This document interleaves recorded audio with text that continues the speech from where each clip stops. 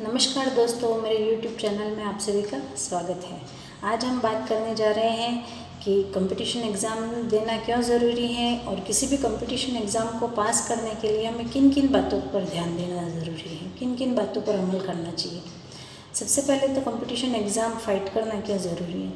तो आज के समय में हर प्रकार की गवर्नमेंट जॉब के लिए तो कंपटीशन एग्ज़ाम अनिवार्य कर दिया गया है और कई सारे प्राइवेट जॉब्स के लिए भी कंपटीशन एग्ज़ाम को लागू किया गया है।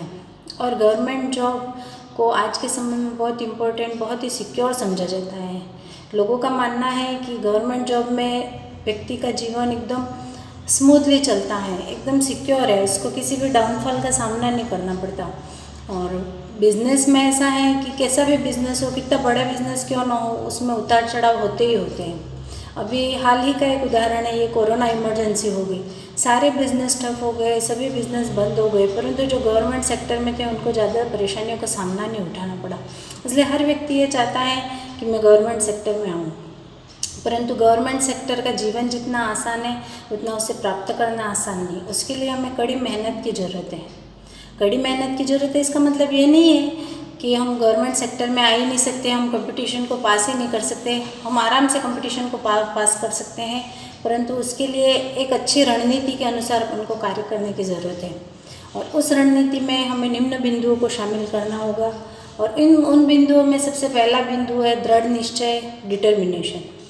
हमारा निश्चय एकदम अडिग होना चाहिए। हमें आसपास के प्रलोभनों से जरा भी प्रभावित नहीं होना चाहिए। हमें हमारा लक्ष्य है वो अर्जुन को जिस प्रकार मछली की आँख दिखाई दे रही थी, उस तरह हमें हमारा लक्ष्य दिखाई देना चाहिए। हमें किसी भी प्रकार के शादी, त्यौहार, मेले या और किसी भी प्रकार का प्रलोभन प्रभावित नहीं कर पाए। सिर्फ यही दिखना चाहिए कि हमारी परीक्षाएँ और हमें उसे पास करना है। जब हमारा निश्चय हो जाए तब हमें यह डिसाइड कर लेना है कि हम किस परीक्षा के लिए तैयारी करें, किस पोस्ट के लिए। इसके बाद पोस्ट के जब निश्चय हो जाए कि हमें इस पोस्ट के लिए तैयारी करनी है, तब हमें उसका सिलेबस कलेक्ट करना है। सिलेबस कलेक्ट हो जाने के बाद हमें उस सिलेबस को थ्रू आउट स्टडी करना है, समझना है पूरे सिलेबस को कि इसमें क्या क्या पार्ट हैं, किस प्रकार प्रश्न पूछे जाएंगे, पेपर का सेटअप कैसा है। इस प्रकार समस्त प्रकार की स्टडी हमें करनी आवश्यक है।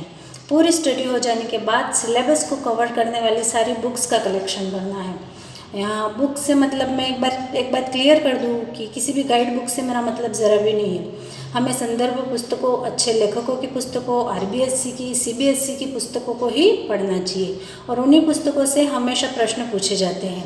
कभी भी किसी भी गाइड बुक से कोई भी प्रश्न नहीं पूछा जाता और उन्हीं से निरंतर तैयारी करनी चाहिए।